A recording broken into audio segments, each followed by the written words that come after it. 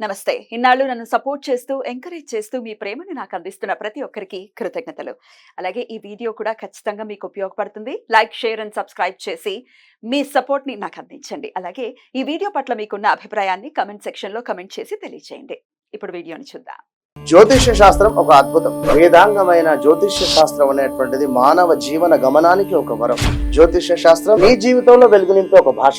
ఆ భాష నీకు అర్థమైతే ప్రకృతి నీతో మాట్లాడుతుంది. అస్ట్రాలజీ నేర్చుకోవాలి అనుకునే వారికి అద్భుత అవకాశం. మురళీధర శర్మ గారి అస్ట్రాలజీ క్లాసెస్ అతి త్వరలో మొదలు కాబోతున్నాయి. 100% జాబ్ గ్యారంటీ. వివరాల కొరకు సంప్రదించండి.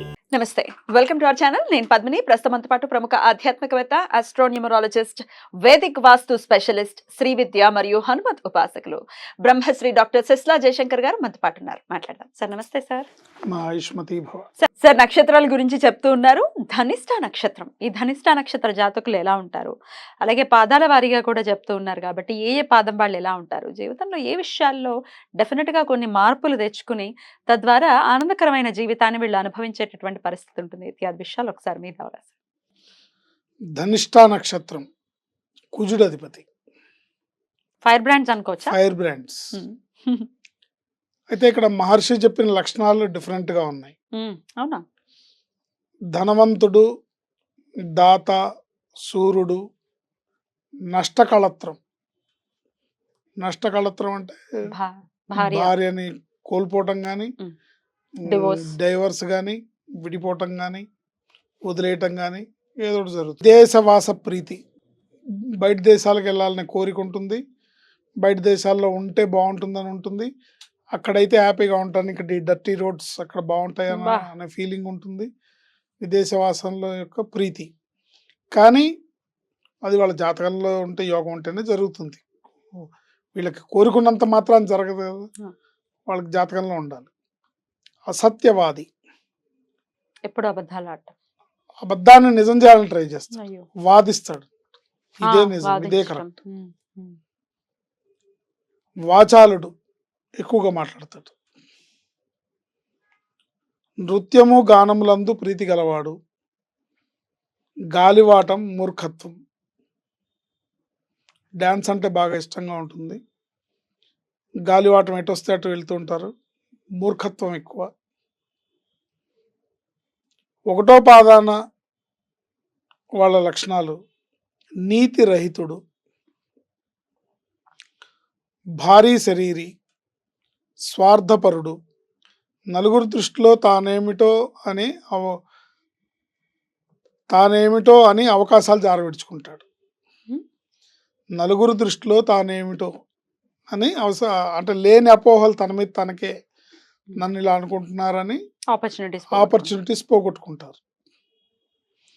రెండో పాదంలో వాళ్ళు టక్కరి, మోసగాడు, దరిద్రుడు, శ్రమించును, స్థిరమైన వాడు, తెలివితేటలు అధికం. కార్యసాధకులుగా ప్రతిభ ఉన్నప్పటికీ ఎదుటివారిని తమకు అనుకూలంగా మలుచుకోవడానికే చూస్తారు. ఇప్పుడు ఒక పని కార్యసాధత, ఆ టాలెంట్ వీళ్ళకు ఉంది, కానీ తన టాలెంట్ని కాకుండా ఎదుటి వాళ్ళని అనుకూలంగా మలుచుకోవడానికి ట్రై చేస్తారు. తన టాలెంట్తో తెచ్చుకోవాల్సిన పనిని ఎదుటి వాళ్ళని ఇన్స్పైర్ చేసి తెచ్చుకోవాలని అనుకుంటారు. ఇన్స్పైర్ చేయడమే టాలెంట్ అనుకుంటారు. తమని తాము అతిగా నమ్మించుకోవడం వలన కానీ, లేదా తమపై తమకు విశ్వాసం లేకపోవడం వల్ల కానీ అవకాశాలు వదుకుంటారు. రెండు రకాల లక్షణాలు ఉంటాయి. ఒకటి ఓవర్ కాన్ఫిడెన్స్, తన మీద తనకి ఓవర్ కాన్ఫిడెన్స్, లేదా తన మీద తనకి కాన్ఫిడెన్స్ లేకపోవడం. ఈ రెండింటి వల్ల నష్టపోతారు, అవకాశాలు వదులుకుంటారు. మూడో పాదం వాళ్ళు న్యాయవర్తనుడు, రూపవంతుడు. అదే ధనిష్ట నక్షత్రం. ఎంత వేరియేషన్. న్యాయవర్తనుడు, రూపవంతుడు, తమని తాము ఎక్కువగా ఊహించుకునుట, తాము లేకుండా ప్రపంచ మనుగడే లేదనే భావం, అహంకరించిన కొద్దీ అవమానం, భంగపాట్లు తప్పవు. అంటే వీళ్ళు ఎంత ఈగోకి పోతారో అంత అవమానాలు పొందుతారు. ఆ ఈగోని తగ్గించుకుంటే మంచిది. ఈగోని పెంచుకుంటూ పోతే ఆ అవమానాలు ఎక్కువ అవుతాయి తప్ప దానివల్ల యూజ్ లేదు. యూజ్ లేదు. Yeah. లోతైన మనస్తత్వం ఉండదు, కానీ ఉన్నట్లు ప్రదర్శిస్తారు. రైట్. నాలో ఏముందో నీకేం తెలుసు, నేనేం ఆలోచిస్తున్నాను నీకేం తెలుసు. ఏమీ లేదు. ఆ, ఓకే. అది. సో ఇలాంటి లేనిది ఉన్నట్టుగా ప్రదర్శిస్తారు. 4వ పాదం వాళ్ళు ధని, అంటే డబ్బు గలవాడు, క్రూరుడు, కొంచెం క్రూరమైన మెంటాలిటీ ఉంటుంది, గర్వి, గర్వం ఉంటుంది, ఈగోయిస్టిక్ పర్సనాలిటీ, మోసగాడు, అవసరమైతే మోసం చేయడానికి వెనకాడరు.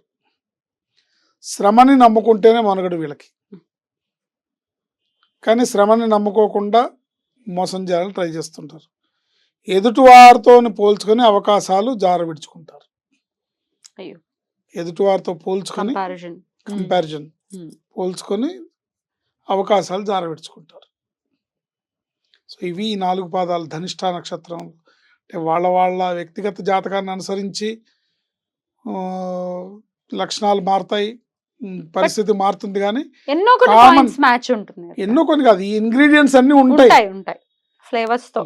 ఫ్లేవర్స్ ఉంటాయి, బట్ అవి ఒకటి ఇంకో దాంతో కలిసినప్పుడు వచ్చే మిక్స్డ్ ఫలితాలు వేరే రకంగా ఉంటాయి. బట్ ఇది వాళ్ళు ఆలోచిస్తే ఈ లక్షణం నాకు ఉందా లేదా అని ఆలోచిస్తే అర్థమవుతుంది. కొన్ని చోట్ల బాహటంగా కనిపిస్తుంది, కొంతమందికి బాహటంగా కనపడదు, ఇంటర్నల్ గా ఉంటుంది. లగ్నాన్ని బేస్ చేసుకుని ఉంటుంది, అండ్ వాళ్ళ పేరుని బేస్ చేసుకుని ఉంటుంది, డేట్ ఆఫ్ బర్త్ ని బేస్ చేసుకుని ఉంటుంది. బట్ ఏదైనా అన్ని ఇంటర్లింక్ గానే వస్తాయి. మరి ఇంతకీ ఏం మార్చుకోవాలి సార్ వీళ్ళు? ఖచ్చితంగా